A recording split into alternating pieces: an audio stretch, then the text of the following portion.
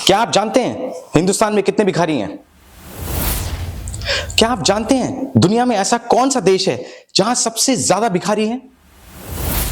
क्या हमारा देश भारत एक भिखारी मुक्त देश बन सकता है? चलिए इन सभी बातों के बारे में मैं अपने भाई से चर्चा करता हूं, देखते हैं उनका क्या कहना है। भैया, पूरी दुनिया में सबसे ज्यादा भिखारी हमारे हिंदुस्तान में है। आपको पता है हमारे देश में लगभग 4 लाख से अधिक भिखारी हैं, जिसमें से 81,000 भिखारी तो सिर्फ वेस्ट बंगाल में ही हैं। सुंदर, पेशे से वकील और सीधे साधे व्यक्तित्व के इंसान। मेरे भैया, मुझे क्या पता, मैंने आज तक गिने थोड़ी हैं कि कितने भिखारी हैं दुनिया में। रोमियो, सुंदर के भाई, पेशे से ये भी वकील हैं और काफी प्रैक्टिकल अप्रोच रखते हैं। आपने उन लोगों को तो देखा ही होगा जो फ्लावर के नीचे सड़क के किनारे अपना घर बना के रह रहे होते हैं।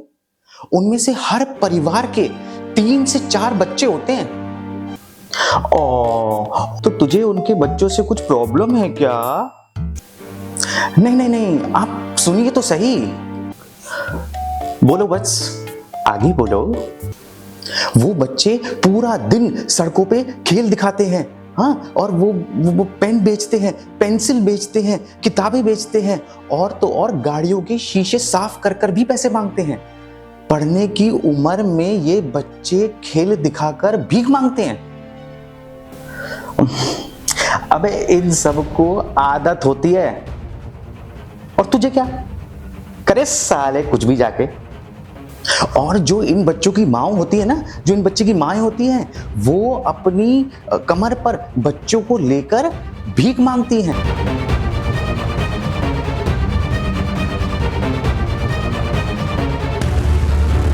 छोटे छोटे बच्चों को लेकर चंद पैसों के लिए। और जो उनके मर्द होते हैं वो फ्लाईओवर के नीचे बैठकर पता नहीं कौन कौन से गंदे नशे करते हैं।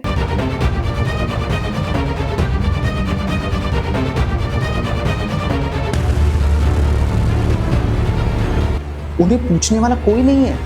वही औरतें, वो सारे लोग मिलकर फ्लाईओवर के नीचे कपड़े धोते हैं, गद्दे बिछाकर सोते हैं और सारा काम वहीं पर करते हैं।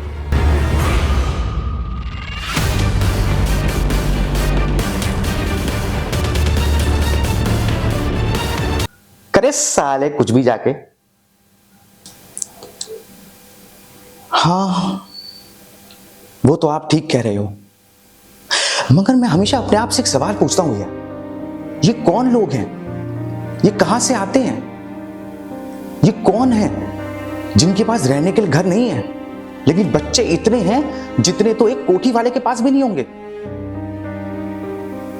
इन सभी लोगों के हाथ पैर सलामत हैं, लेकिन मजे की बात यह है ये फिर भी भीख मांगते हैं। जब इनके बच्चे छोटे होते हैं, बोल नहीं सकते, तब तक ये उनको अपनी कमर पर बिठाकर भीख मांगते हैं। जब ये बच्चे चलने लगते हैं, बोलने लगते हैं, तब इनको सड़कों पर छोड़ दिया जाता है कि जाओ भीख मांगो। ये कौन लोग हैं? कहां से आते हैं ये लोग?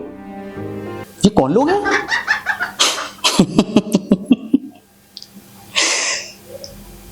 मेरे प्यारे भैया, ये कोई नहीं है। ये साले पता नहीं कहां गांव से बड़े शहरों में आ जाते हैं, सोचते हैं फ्लाईओवर के नीचे सो लेंगे, खाने का जुगाड़ तो मांग मूंग के हो ही जाता है। कौन मादरचोद मेहनत करेगा? हाँ, वो तो आप ठीक कह रहे हो। ये सब भोसड़ी वाले मजे में जी रहे हैं, अनगिनत पैसा छाप रहे हैं। गांड तो हम जैसे लोगों की फटती है जो सोचते हैं पहले कुछ बन जाए, फिर शादी करेंगे, फिर बच्चा पैदा करना होता है, उसके लिए पैसा जमा करो, हॉस्पिटल्स में बुकिंग करानी पड़ती है ना, और अगर इस दौरान नौकरी चली जाए, लग गए, समझ गया? तू कहां इन चुनौतियों की बातें कर रहा है? वैसे आप कह तो ठीक रहे हैं। मैंने एक और चीज नोट करी है आपने कभी गौर दिया है, जब भी सिग्नल पर आप गाड़ी रोकते हो तो बच्चे भागे भागे आते हैं भीख मांगने के लिए। वो आपके गाड़ी का दरवाजा और शीशा खटकाते हैं, और जब आप उनको डांटते हो, झिझोड़ते हो, भगाने की कोशिश करते हो, लेकिन वो बच्चे फिर भी वहीं बेशर्मों की तरह भीख मांगते रहते हैं। उन्हें कोई फर्क नहीं पड़ रहा होता कि आप उनको धिक्कार रहे हो या कोई उनको जाने के लिए कह रहा है। वो वहीं खड़े होकर भीख मांगते ही रहते हैं।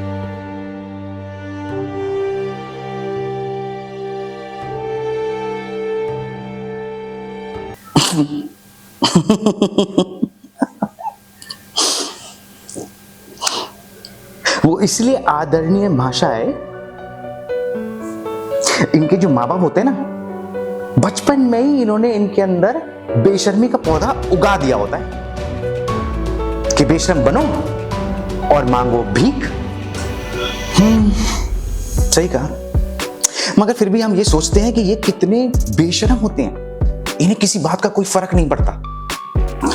अबे इनको घंटा फर्क नहीं पड़ता।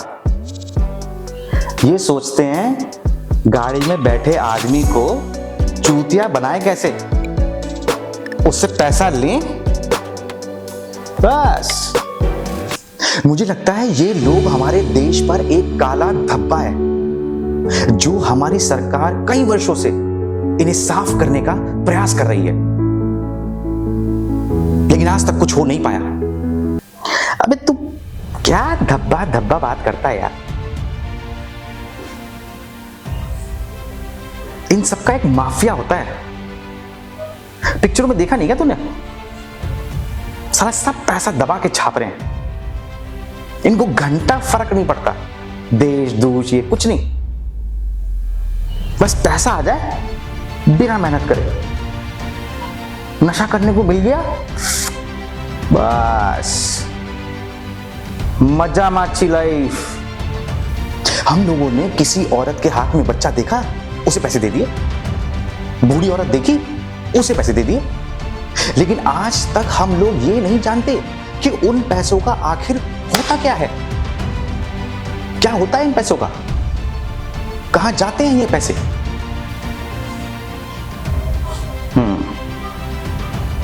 अबे गांड में जाता है पैसा सबका सब। तुझे पता है ना, इन सबका एक माफिया होता है, सब पैसा बंटता है। सब के सब साले ये नशेड़ी हैं, मजे में चल रही इनकी जिंदगी, खूब आराम से। हमारी सरकार पूरी तरह से सक्षम है इन सभी चीजों को रोकने के लिए, मगर कई सालों से कुछ नहीं बदला। हमारे देश में चाइल्ड लेबर बैंड है, मगर फिर भी ये लोग अपने बच्चों से धूप में, आंधी में, चाहे कैसा भी मौसम हो, फटे हाल नंगे सड़कों पर भीख मंगवाते हैं। क्या ये चाइल्ड लेबर नहीं है? क्या ये बाल शोषण नहीं है? बिल्कुल है। अब तू मुझे टेंशन क्यों दे रहा है अपने भाषण से? ना तू बता, तू क्या चाहता है? अब क्या मैं हर बच्चे को सड़क से उठाकर अपने घर ले आऊं, फिर शांति पड़ जाएगी तेरे को? अरे नहीं नहीं, मैं ये कहना चाह रहा था कि हम लोग कर भी कह सकते हैं। मैं ये नहीं कहता कि हमें अपने सारे काम छोड़कर सड़कों पर उतर जाना चाहिए और इस बात का हल ढूंढना चाहिए, नहीं। इसके लिए हमारी सरकार है और उन्हीं की जिम्मेदारी है ये करना। मगर अगर हम सब लोग ये ठान लें कि हम लोग इनको भीख नहीं देंगे, तो शायद कुछ बदल जाए। ये लोग भीख इसलिए मांगते हैं क्योंकि इन लोगों को ऐसा लगता है कि भीख मांगना सबसे आसान तरीका है जिंदगी जीने का। ना नौकरी का प्रेशर, ना काम की झंझट, और पढ़ाई का तो सवाल ही पैदा नहीं होता। तो ये लोग ये सोचते हैं कि भीख मांगो, आसानी से पैसा कमाओ और अपनी मर्जी की जिंदगी जियो। अगर हम सभी ये ठान लें कि हम में से कोई भी इनको भीख नहीं देगा, चाहे वो औरत हो, बच्चा हो या आदमी हो, लूला हो, लंगड़ा हो, अगर हम ये ठान लें कि हम इनको भीख नहीं देंगे, तो ये विवश हो जाएंगे। ये विवश हो जाएंगे कुछ करने के लिए, कुछ काम करने के लिए। क्योंकि जब इनको सड़कों पे पैसा मिलना बंद हो जाएगा तो इनको ये समझ में आ जाएगा कि अब हमें एक भी रुपया यहां से नहीं मिलेगा, भीख मांगने का कोई फायदा नहीं है। तो अगर हम ये अपने दिल में ठान लें कि एक भी रुपया हम सड़कों पर नहीं देंगे, तो हो सकता है शायद कुछ बदलाव आए, हो सकता है। हाँ, इतनी देर में तेरी ये बात मुझे सही लगी है। साथियों, आज से बल्कि अभी से भीख देना बंद करो। क्या पता कुछ परिवर्तन आ जाए। हम बदलेंगे तभी तो बदलेगा देश।